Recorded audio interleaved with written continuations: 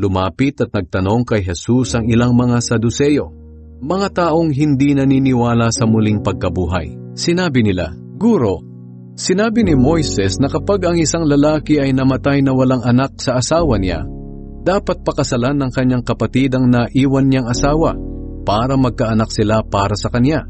Noon ay may 7 magkakapatid na lalaki rito sa amin. Nag-asawa ang panganay at namatay na walang anak. Kaya ang byuda ay napangasawa ng ikalawang kapatid, pero namatay din siya na wala silang anak. Ganoon din ang nangyari sa ikatlo hanggang sa ika-7 kapatid, at kinalaunan, namatay din ang babae. Ngayon, sa araw ng muling pagkabuhay ng mga patay, sino po ba sa 7 ang magiging asawa ng babaeng iyon?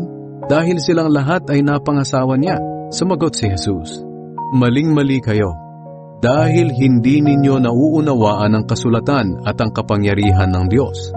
Sapagkat sa muling pagkabuhay, hindi na sila mag-aasawa. Magiging tulad sila ng mga anghel sa langit. Tungkol naman sa muling pagkabuhay, hindi ba ninyo nabasa sa kasulatan ang sinabi ng Diyos sa inyo? Sinabi niya, 'Ako ang Diyos nila Abraham, Isaac at Jacob.'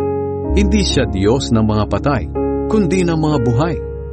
Nang marinig ito ng mga tao, namangha sila sa kanyang pagtuturo.